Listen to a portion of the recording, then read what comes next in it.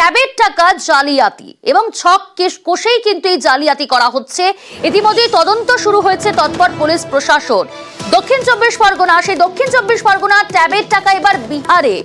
জেলার 350 জন পড়ুয়ার ট্যাবের টাকা বিহারের অ্যাকাউন্টে। জেলার 25 থেকে 30টি স্কুলের পড়ুয়াদের টাকা এইভাবেই গায়েব হয়েছে। ট্যাবের টাকার গড়মিল নিয়ে জরুরি বৈঠক। দক্ষিণ চব্বিশ পরগনার জেলা শাসক ডিআই বৈঠক। স্কুলগুলিকে থানায় অভিযোগ জানানোর পরামর্শ ডিআই এর তরফ থেকে। আরো বিস্তারিত জানাবে প্রতিনিধি বিশ্বজিৎ রয়েছে আমার সঙ্গে। বিশ্বজিৎ, খুব চাঞ্চল্যকর, দক্ষিণ চব্বিশ পরগনা 350 জন পড়ুয়া ট্যাবের টাকা বিহারের অ্যাকাউন্টে। সেক্ষেত্রে দাঁড়িয়ে ডিআই এর সঙ্গে যে বৈঠক, সেই বৈঠকে কি বলা হলো এবং কি কি পদক্ষেপ নেওয়া হচ্ছে প্রশাসনের তরফ থেকে?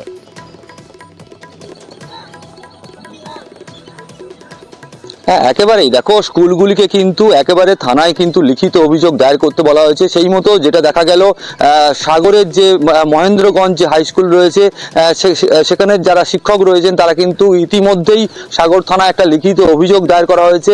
এবং দক্ষিণ চব্বিশ পরগনার ক্ষেত্রে একদম 25 থেকে 30টি স্কুল কিন্তু তাদের যে ছাত্রছাত্রীরা তাদের যে টাকা, ট্যাবের টাকা, সেটা কিন্তু অন্য অ্যাকাউন্টে চলে গিয়েছে। এবং যে অ্যাকাউন্ট নাম্বারগুলো যেগুলো পাওয়া যাচ্ছে, সেখান থেকে কিন্তু সেই অ্যাকাউন্ট নাম্বারগুলো দেখে পুলিশের প্রাথমিক যেটা অনুমান করছে যে এই টাকা যে মানে বিহারের কোনো জালিয়াতি সংস্থা এর সঙ্গে কিন্তু জড়িত থাকতে পারে, একেবারেই সেইটাই মনে করা হচ্ছে। এবং সেই জন্যই কিন্তু যে দক্ষিণ চব্বিশ পরগনার যে স্কুল পরিদর্শক এবং জেলা শাসক ইতিমধ্যেই একটা জরুরি বৈঠক হয়ে গিয়েছেন। এবং এখানেই কিন্তু একটা সিদ্ধান্ত নেওয়া হচ্ছে যে প্রতিটা স্কুল যেন তার যে থানা, সেখানে কিন্তু লিখিত অভিযোগ দায়ের করে। এবং পুলিশও কিন্তু ইতিমধ্যেই তৎপরতার সঙ্গে এর তদন্ত কিন্তু শুরু করে দিয়েছে সুন্দরবন জেলার পুলিশ।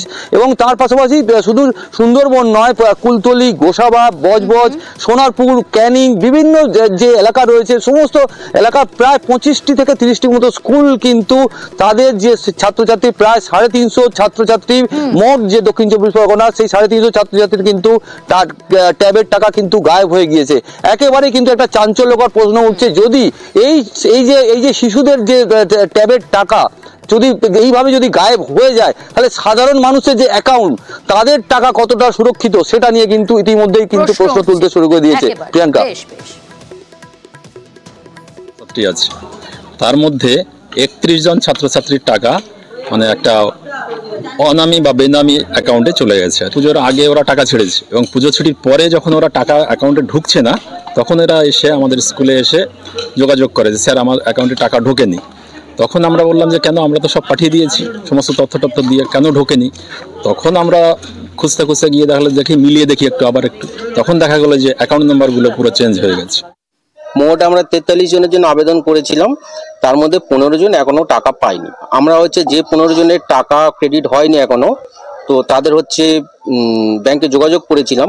তো তার মধ্যে জানা গিয়েছে কিছু স্টুডেন্টদের টাকা ক্রেডিট হয়নি অন্য কারণে, আর কিছু স্টুডেন্ট রং ক্রেডিট হয়েছে, মানে অ্যাকাউন্ট নাম্বার চেঞ্জ হয়েছে, সেই জন্য অন্য অ্যাকাউন্টে টাকা ঢুকে গেছে। ওই অ্যাকাউন্ট নাম্বারগুলো অন্য রাজ্যের দেখাচ্ছে।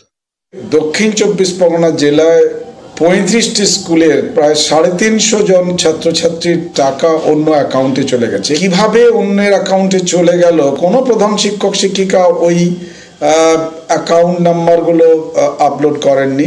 পোর্টাল দিনের বেলা কাজ করতো না, সার্ভার ডাউন থাকতো। কোনো জেলায় কোনো প্রধান শিক্ষক ডিআই এর নোটিশে বিষয়টাকে এনেছিলেন, কিন্তু তারা সার্ভার ডাউনের অজুহাতে এড়িয়ে গেছেন। এখন যেটা বলা হচ্ছে যে তারা সাইবার হ্যাকারসরাই কাজ করেছে, তাহলে পরে কেন প্রধান শিক্ষক শিক্ষিকাকে দায়ী করা হচ্ছে? এটা ভুল গল্প। এটা হয়ে গেছে রং ক্রেডিট আর নট ডিসবার্সমেন্ট। যেগুলো আমরা দিয়েছি স্টুডেন্টদের, সেটা আপনার 441টা হয়ে গেছে, আপনার ডিসবার্স হয়নি, মানে অ্যাকাউন্ট নাম্বার ভুলের জন্য। এইগুলো আমরা অ্যাকাউন্ট নাম্বারটা করে দিচ্ছি, কমপ্লাই করে আবার দিয়ে দিচ্ছি। আমাদের যেগুলো মিসিং ক্রেডিট রয়েছে আমরা সমস্ত রিকভারি করছি, মানে রং ক্রেডিট 0 হয়ে যাবে, আমরা সেটা রিকভারি করে নিচ্ছি, কোনো অসুবিধা নেই। আমাদের সাউথে সেরকম কোনো প্রবলেম নেই স্যার।